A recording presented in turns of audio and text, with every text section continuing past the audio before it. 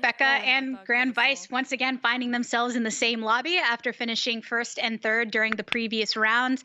But they've got competition. You've got Crowan, you've got Kiyoon, a lot of good people here. As I read name by name, I'm just getting more excited, Risa. Yeah, for sure.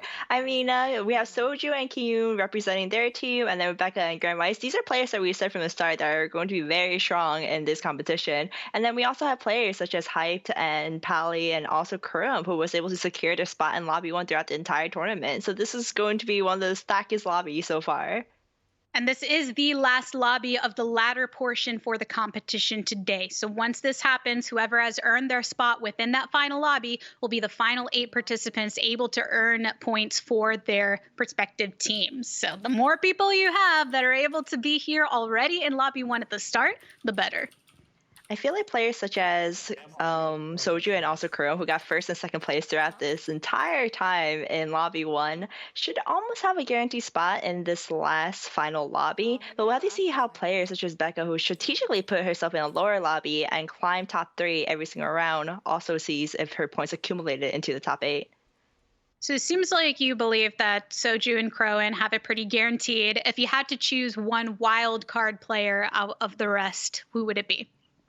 I would have to say maybe Kiyoon, just because he climbed his way all the way from lobby 3 to lobby 1, and then he was able to maintain his spot as well. So that should have probably racked up a solid amount of points. I have to see how that does over players such as Hype and Pally, who was consistently in the middle of the pack within lobby 1. Especially see once we kind of figure out the compositions everyone is going for. As expected today, Dark Star has been highly popular. We saw some Star Guardians comps come through. Probably the biggest surprise to some degree was the Blaster Brawler composition we saw Soju on, and with an effective win at that during the previous rounds. I'm hoping we actually said Blaster Brawler before and it ended up happening. Let's see if we have those powers again. What is another comp besides Blaster Brawler that we haven't seen that you would want to see? Oh man. Magic powers infused. I'm putting all my brain power towards it. First thing that I can think of, but I can almost guarantee this comp will not come back. Besides the Jinx comp that was really strong last patch, it was the Ribbon Sorcerers comp. We see a lot of Star Guardians, but we don't see a lot of Six Source anymore, so we'll have to see. I don't think that my Jinx will work this lobby, but it would be extremely funny if it does. That's true. Yeah, who knows? Maybe somebody will bring Ribbon back into the fray. That was cool, the shields especially benefiting from a lot of the spell power, especially considering that her synergies don't align with it. Just one of those units that you would want to run with Sorcerer because of the kind of fringe benefit that you get from that trait that envelops all of the units on the board. Becca's a starting point where I think she mostly will go for a losing streak. Unfortunately, by stage 2, she's unable to complete any repairs, so she is decently weak right now, so we'll have to see how she does. She is holding Vanguards, which is not the worst start, but again, no upgraded units usually means you want to maybe go for a losing streak all the way to Krugs. Definitely feel that. And the sooner that you can respond to that, the better, right? And I think that's one of the differences, as we've mentioned, between those experienced in TFT and those not. Some of those that don't play as often, maybe holding onto units later. We saw earlier in the first lobby of the day, maybe holding onto Nico's help, for instance, longer than you typically would. And in this lobby, though, I don't think we'll be seeing as much of that. Probably going to go for the losing streak right now, build up some of that econ. Yeah, we are on the Dwarf planet, though, meaning we're going to see units such as Gnar coming in, just because of the fact that his ultimate is AoE and really strong, that when he ults, he should be able to CC half of the board. I love the fact that Gnar being back within set 3, but also in the recent patch Dwarf planet coming through, it makes me feel like we're back to early Gnar in the early sets in which you would have that AoE and it was on that type of board. So it's kind of like a nostalgia trip in some ways. For sure. I do love Dwarf Planet for that very fact. Set 1 was a lot of fun and a lot of people's favorite set of them all, just because it was brand new and units such as Nara Cho'Gath would just demolish the entire thing. So this just brings us back to it. But it does sucks if you get this planet or galaxy a little too often, because then you'll keep seeing the same units over and over again just because of how one-sided their ultimates are. That's true. And it's kind of one of those aspects where you get in here and most players are going to think, okay, smaller board, I want some AoE, I really want to capitalize. But as we've seen in the past, if everyone kind of goes in with that mindset, then you could benefit from trying to pivot to something else. But we'll have to see what Kiyoon is bringing to the table. Looks like a Star Guardian comp that is starting to get underway, not necessarily with things leveled up quite yet. Yep, he has 3 Star Guardians, 2 Vanguard, so he could still go both ways. I believe I saw RE2, not confirmed yet. If it is, it would be a huge power spike for him. But if it's an RE1, then I could still go for either way. Do you feel that Dwarf Planet affects any of the itemization in particular, or does it just come down to the compositions? I would say it was more, I mean, no matter what, items are extremely crucial, but composition is mainly what you're going for. To be honest, even in this planet, snipers can still do really well. Sure, there is a slight nerf because the board is smaller, but units such as Teemo makes up for that distance. And with the ultimate that he offers, still getting some kind of value out of that. I am wondering which way that we'll end up seeing this committed. You have the Ari that's leveled all the way up to a 2-star, Ziggs that's more of a transitional piece. The Vanguards in here haven't been leveled up either, so not really restricted in the way that he has to go at this point. Ari is extremely strong right now. She has Eludens on her second row, and the idea with the smaller board and a good position on her, we almost guarantee her to hit majority of the enemy's team. Yeah, that's very true. I'm wondering, though, as far as it really depends, like, what other units is he going to run into from the Star Guardian comp? Because while the Ari is really strong, there's nothing else really indicating that he's going to roll into that effectively. So I guess you worry if he falls into that trap of being unable to complete the composition. But right now he is very strong. He does only have 1 gold. He levels to 5 to get a 3 win streak, hopefully all the way through Kurumx to kind of go back for his his lack of econ right now. So we'll have to see and hope that he wins here as well, because that would make a huge difference for him. Yeah, he's trying to lose. He's wondering if they're about to do any talking strategy. Yeah, we do have him, Soju, and I believe these are the only 2. Unfortunately, Milka dropped out last round, and then Sox was unable to climb his way. To be fair, though, Sox did go all the way from lobby 4, so the chance of him going to lobby 1 was going to be a little tougher. That's true, and you gotta commend the effort. Lots of effort made there. Now facing off against Hyped, who's currently in the bottom of the lobby, still really early to tell.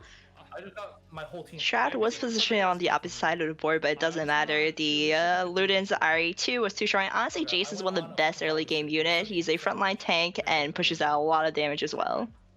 Yeah, having somebody that can work into the Vanguard synergy, but also has a damage output. It feels like kind of early on within the set, that was a lot of what Vanguard was missing. Sure, you build it up, but there wasn't as much of where can he carry. Yes, Jace was there, but you didn't see it as often. And now he's really positioned to be able to try to, at least in the early game especially, even if you come across the 1-star, get some kind of value to oppress the competition. Currently sitting on 2 as well, if he's able to level it up.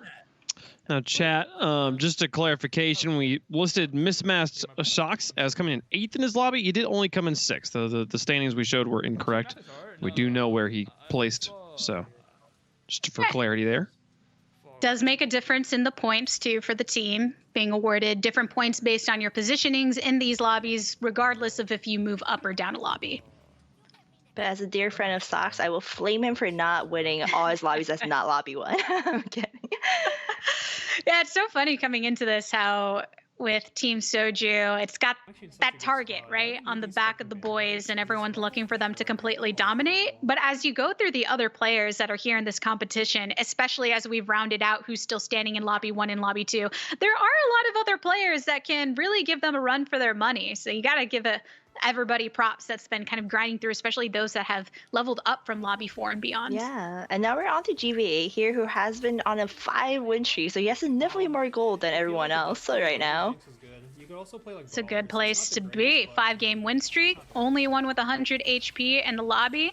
Others trickling not too far behind, but it's nice that he can also potentially use this to build up some econ.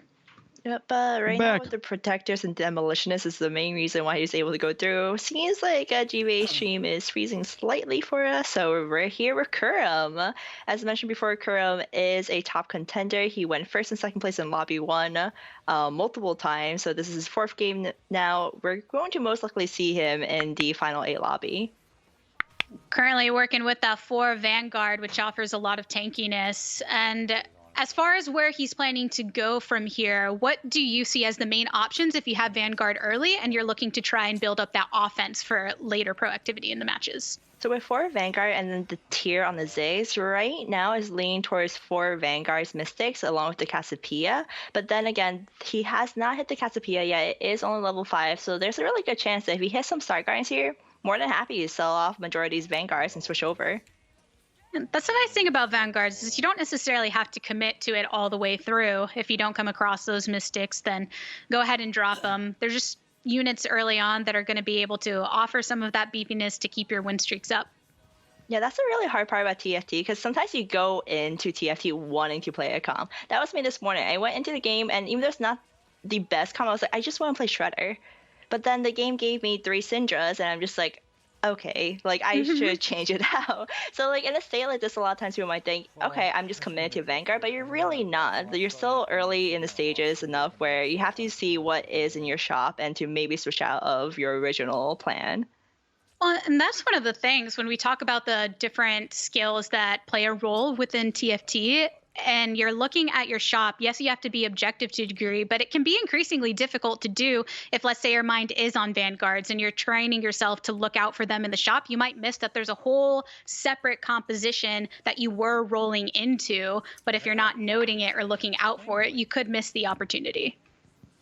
Yeah, so Kurum's not in a bad spot here, but he is at only 46 gold, level 6 and no streaks right now. So I'm very curious to see if he even has the goal to completely pivot or if this is just the path that he has to stick to.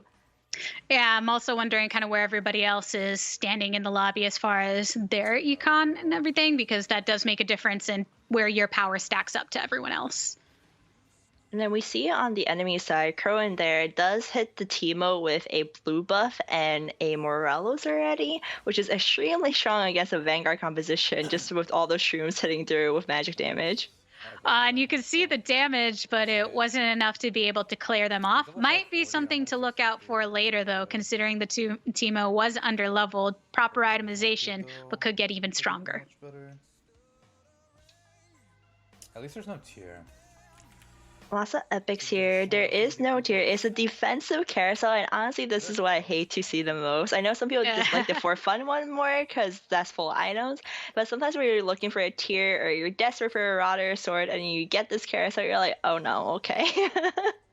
Yeah, I feel that pain. It's almost like the only times I'm really happy about it is if I have a sword and I'm looking for a GA, or maybe I want an Ionic Spark or something like that, but if you're not specifically looking for those items, then it ain't always the greatest feeling. Yeah, blue buff here would have been so great for Kurum, but unfortunately, he has to settle for the giant spell for now. How did I not pick it up? What the fuck? So rolling down a little bit here on 7, which is what majority of players do, just to kind of ensure that they don't lose too much health in stages 3 and 4. And we'll see what he finds. This is one of the more pivotal points of figuring out your comp. Yeah, so as far as what he's bringing into the table, looks like he's committing a bit more to the Vanguard now, has some chrono going for him, and adding that Ezreal into the backline, that's going to offer some utility, but it's still Zig sitting there with the tier, hopefully maybe get some casts off, and Jay strong in that front line, see if they can take down the Leona in a zip. You know, this is a pretty tough time for Kurum right now, because I honestly would struggle at this point of stage, right? Because on his bench, he has some Vanguards, which is what he was going for, but then he didn't hit any Cassiopeias. Don't think he wanted to go Celestial or Mystic, so he wanted the gold first, and he's just keeping some of the protectors. It seems like he's sticking with the Vanguard path, but outside of that, he doesn't know what else to combine it with.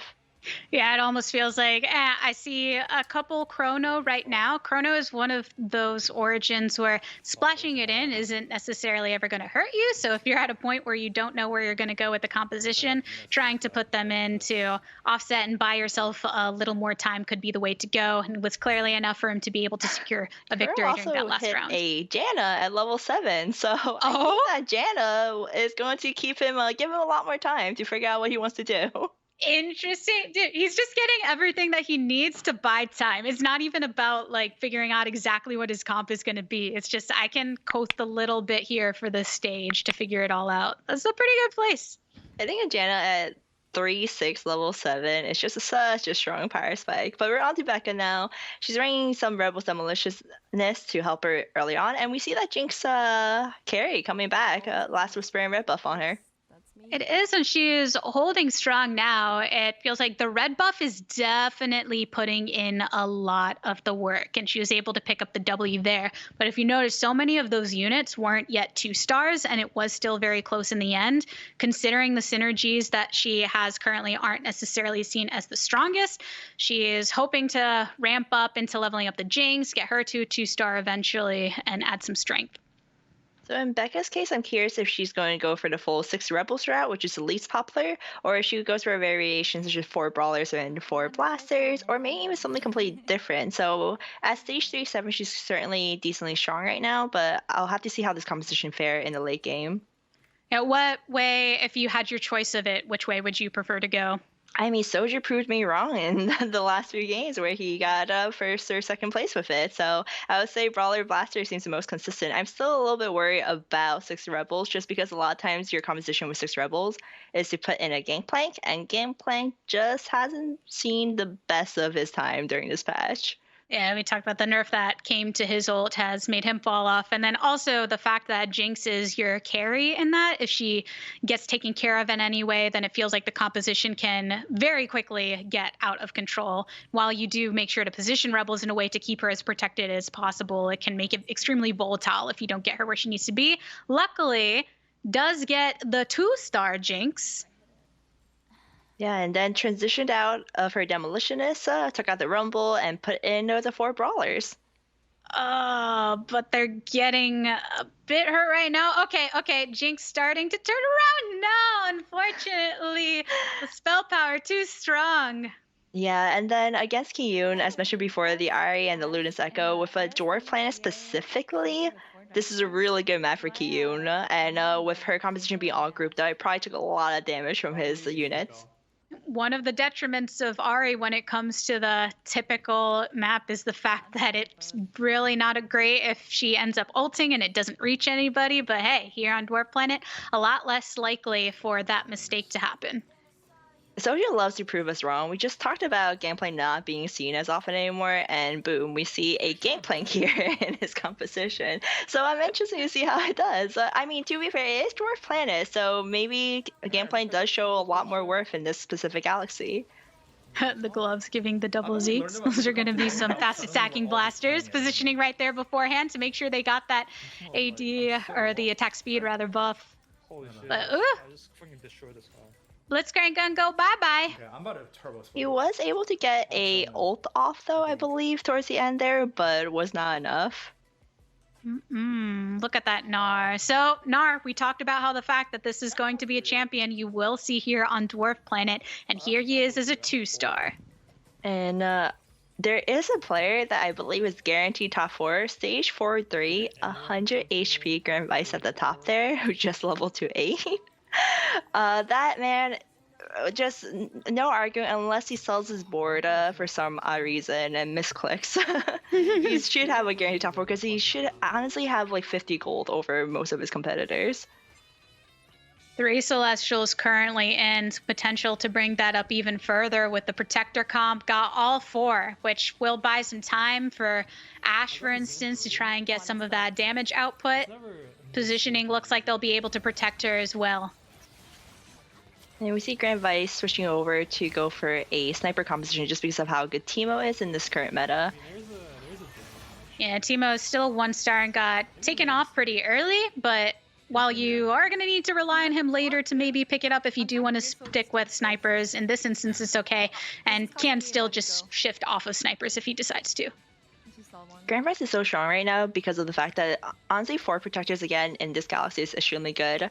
We have Nico there, Rakan, and then also a celestial unit, the Ashe, who all 3 have CC that hits majority of the team due to the smaller map size.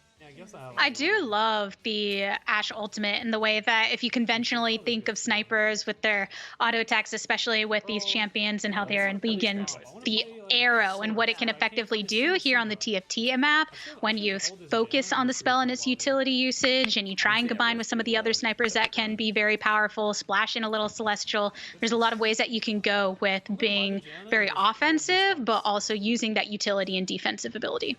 Yeah, and Ashe is honestly a very underrated character. More popular in this current meta, there are sometimes like Trojan Ashe, for example, can carry you throughout most of early to mid game, even the late game to a certain extent. She does fall off a little bit, but the power that she holds with damage and CC is just too good. Teemo did get leveled up to a 2-star with a couple items in full on him as well. What do you make of the Astro synergy? Because does have that in effect here too. Astro is overall good. Again, it's not like an offensive synergy, nor is it per se defensive. So most people don't really think much about it, especially Bar being on the units. But in general, I would say that Astro Snipers has proven from the very start to be a good synergy just because of the fact that it procs those manas and allows you to get the most out of them. And speaking of getting the most out of him, there's a lot being gotten out of just this entire composition in general. You said it. He's extremely strong right now. Difficult for anyone to find a way to shut down that Teemo. I almost wish you would hover over on the damage charts and see kind of where everyone stands. That's just crazy. 14 win streak. He was at 20 gold, but just because of win streak, he got a 10 gold econ per round. Before in just a couple of rounds, he's going to be easily back at 50 gold, and he's going to fast 9 quicker than most of his competitors. And Jin Zhao also having the Dragon's Claw should be able to kind of mitigate a lot of the damage in the time being for the rest of the team. Shroud of Stillness, shut down some of the carries.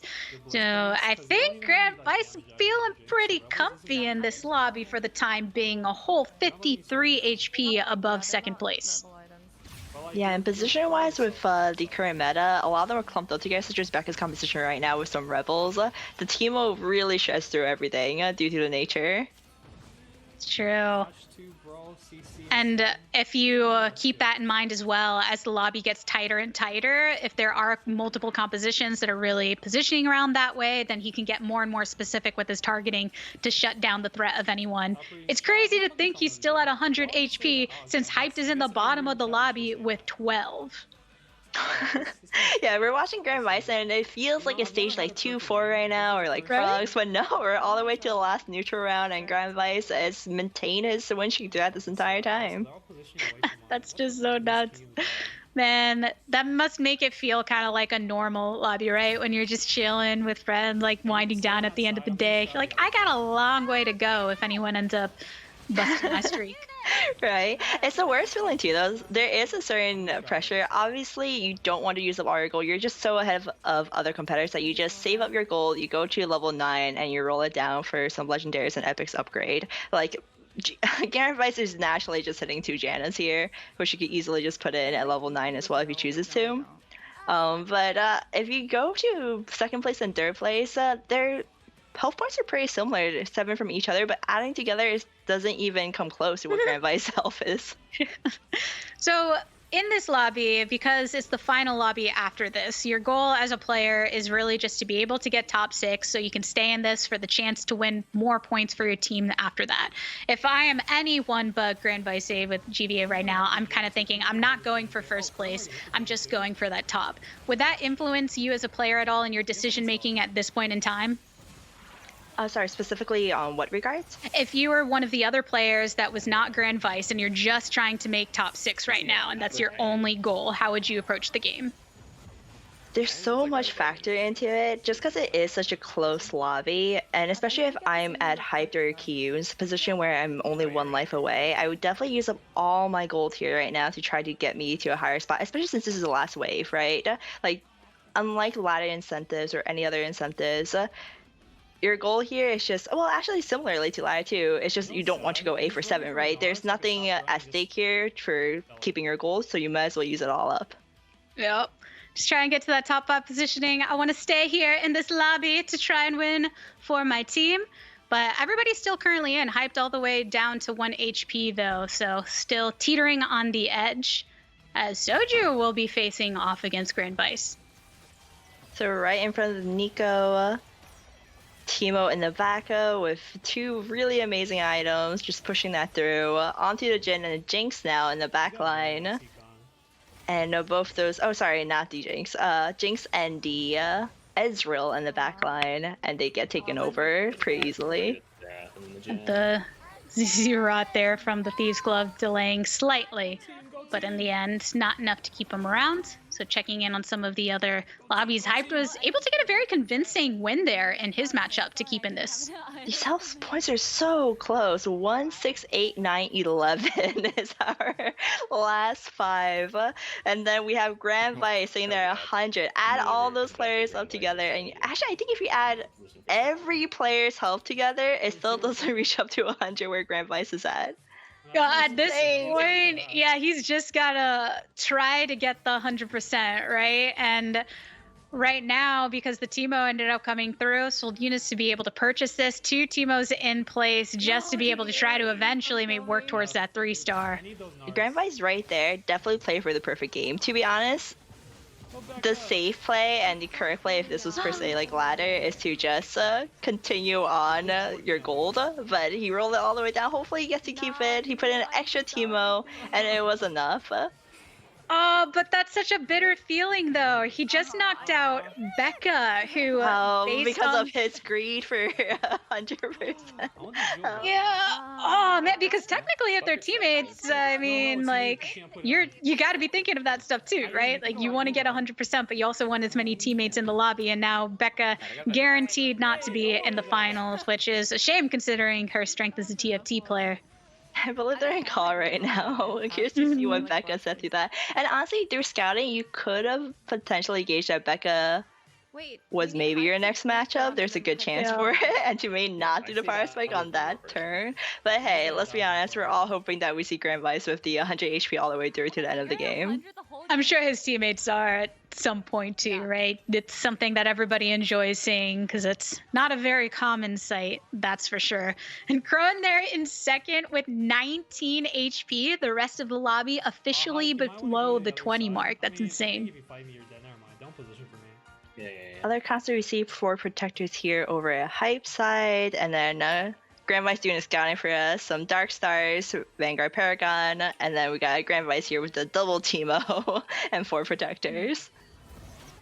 So it does get a good hit with the Shroud here.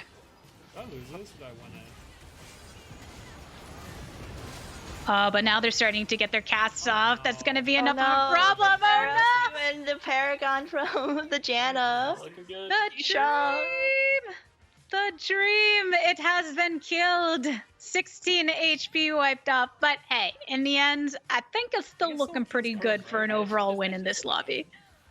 I mean, to be fair though, Kurum and Zerath is one of the strongest units right now.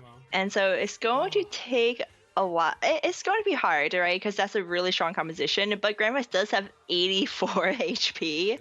By the way, it's like awkward. So there's the fact that if he gets that Teemo 3, then it would be the win for GRANDVICE, but there is still that chance where Kurum or another player will slowly tackle the health bar down. Yeah, it feels like that's what it comes down to. He's got 2 2-star Teemos right now, currently both put in just to utilize their ultimates as much as possible, but no current progress being made onto 3-starring that. As soon as it happens, he can even open up another slot in his board to make his composition even stronger, but there's no saying if he's going to be able to achieve that. Yep, and these legendaries from Kurum is just too strong right now. Gwynsu's and the Quicksilver is some of the most perfect items onto your Zera as well. Just looking at that plow through, and he gets another win. Fuck yeah. Yeah, all of those units still just standing up at the end. Because of the big HP differentials, though, we're at that point where each round we're losing players. Soju was just knocked out. First time for Soju not being first or second place, so we'll see if Kurum gets to keep that dream alive of keeping top 2 in every single game that he plays. And Soju did manage to make top 5, though, so able to keep in it that way. Very interesting to see how the scores are at the end, to see who ends up being our top 8 scores. Because it's not just the top 8 players from this lobby, but it's over all the accumulated scores to see who earned the most. That's what I want to know, who from Team Soju in lobby 2 ends up, if anybody, making it into the final lobby, since that was a big strat of theirs, was to try and funnel as many in at the last round as possible. But it's not looking like that's fully coming through fruition. More of a mix of the teams, actually, with the player representatives. I think there's a very good chance that at least 2 of Soju's teammate made it to the final 8. And then players such as Kurumx here has guaranteed his spot.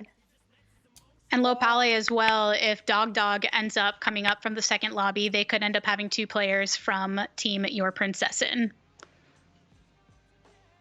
Seems like somebody from each of these teams, as far as our final 4, looks like it's a spread, actually, of everybody from 4 different teams. It's nice. Some rescouting here and repositionings against Crone right now. Nice. Ended up getting the Zephyr onto the Jhin. Yep. Some snipers on the other side, but the Zera following through with damage. Quicksilver blocking the stun from the Ashe. Oh my gosh, please, please. Is it enough though? Is Zeraf against everyone right now? Zeraf just needs to ult one. there you with the go. stuns. Oh, it was enough. Oh man, it ended up working out. Got the Xerath onto the Jhin in the back, then he got stunned, so just enough of a hold off for the Xerath to be able to get another ultimate and win the round. And they said it too in the chat is why they're freaking out, is the Quicksilver on the Zera right now made him dodge like 2 to 3 autos in a row, which is really unlikely. And due to the dodge is the only reason why he won. So that's definitely some fight RNG going on there. I think Cohen normally would have won that if it wasn't for Zeraf dodging all those auto attacks. That's why I love Quicksilver as an item, because you sometimes see it on frontliners just as an extra level of tankiness, but you can throw it onto those carries just to be able to keep them around. And when you see those instances of mitigated damage, it feels so good to know that you get so much value because of it. The Zeraf in the corner there, just ulting away. Look at my Rage Blade, and my Q says, nobody can kill me, I kill everything. Kurum's the only one who has damaged GRANDVICE. GRANDVICE must be salty about it. Look at that. Kurum on a 5-win streak now. GRANDVICE, all 32 HP of his that he's taking so far was from Kurum. Oh my gosh. And it's not like this hasn't happened before, right? There have been plenty of lobbies where somebody holding that top spot for so long, and you have Crone who's spent time getting his comp here with the Xerath to be able to carry. Alright, so it's Zera versus the world now. Yeah. Versus the Teemo. If GRANDVICE was able to hit a Teemo 3, which he's 2 Teemos away, then I think he can definitely secure it. But as of right now, the Zera seems too strong. Yeah, just looking at him there. Ult goes off. There's still some decent healing happening on the opposite side, but the burst damage of this... Oh, there's a chance that was a really good stun. Teemo ult and does take down Kurum. GRANDVICE with so much health. But he swapped back right away. Ends up taking the win. The victory, hard earned from the start. I mean, that's the thing. When you get that heavy of a lead early on, even if you fall off a bit, eventually you're just waiting for one round to go in your favor.